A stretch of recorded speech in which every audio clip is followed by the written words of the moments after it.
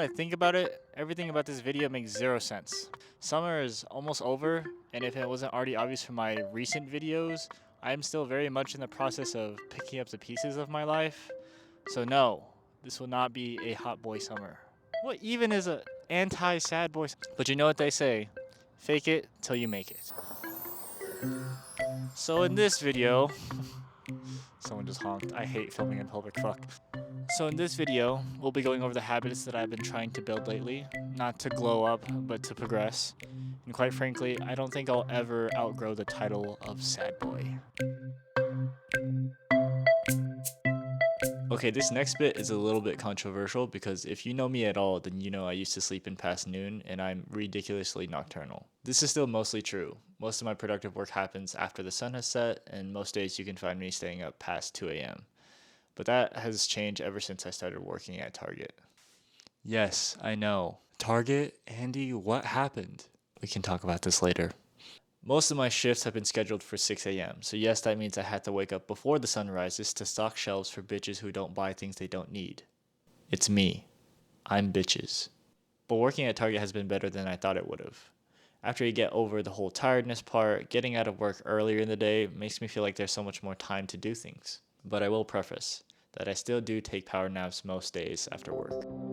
I'm not going to spend too much time on this tip because I feel like now more than ever have we all realized how important it is to maintain our physical health. I remember when I was younger and people would post memes the first week after setting their New Year's resolutions about people quitting their goals and leaving their gym membership useless after about a week of working out. But look at us now, all using the gym to repair emotional damage, even to the point that some people could argue that it's unhealthy. Dog died?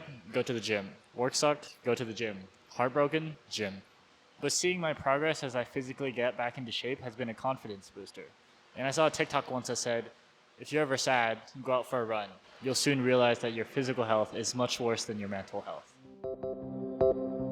Mental health and healing are probably the most few taboo things you could talk about in an Asian household. I thought a lot of the things that I struggled with growing up were normal things that everyone struggled with, but as I grew older, I got to learn about myself and understand what I was truly going through.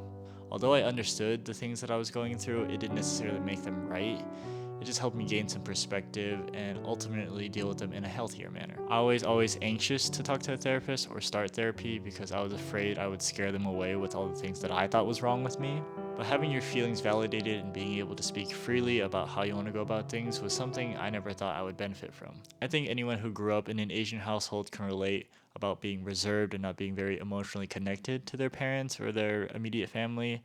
But therapy, I think, is something we all need, Asian American or not, and it is just a resource that we should all look into. Now, I haven't picked up a book since I graduated from college, but even then, I would skim over all the BS I had to read just to complete the assignments. And this is coming from someone who used to love reading. It was already really hard for me to find a book that I could get into. Nothing could seem to beat my immersion when it came to the Magic Treehouse series. My favorite book as of recent has to be It's All in Your Head by Russ. He's not the most role model material, but this book definitely hits. And most recently, I picked up this by Simu Liu. Very excited to read this next. But getting back into reading has brought some good insight into my life and some varying perspectives, but quite frankly, the most important part is it's made me realize how dumb I've gotten over the years. So consider this your sign to pick up a book and read. There are so many out there to choose from in case that you just get bored of one. Alright, this last bit is going to sound super hippie and gung-ho as hell, but it's probably the most important tip I've been applying to myself lately. If you're ever going through a low point in your life, you'll soon realize that people are quick to have a default response, almost like a courtesy response. And no hate on anyone because I'm still very guilty of this myself, but I've come to realize that no one knows what's best for you except you. In times like these where advice is echoed through social media and comment sections have become PhD therapists, it's pretty easy to get lost. But who knows, maybe all of this is some sense of copium as I try to channel protagonist energy.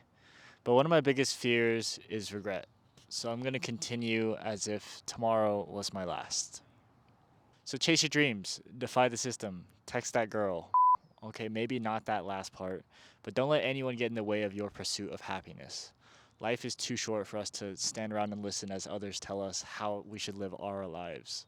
I think I've rambled on long enough. Hopefully, something along this way has made sense and you can apply to your daily life. I know most of these tips that I've said have been said before, but just consider this a friendly reminder for yourself. I've decided to end this video with a bonus tip, a 6th tip to end your summer with a bang. To ensure ultimate fulfillment in your life, make sure you subscribe to my YouTube channel. I see that 80 to 90% of you guys are returning to my videos without hitting that red button for free. I have returning viewers who aren't subscribed, and you guys think I need help. Anyway, till next time, thanks for watching.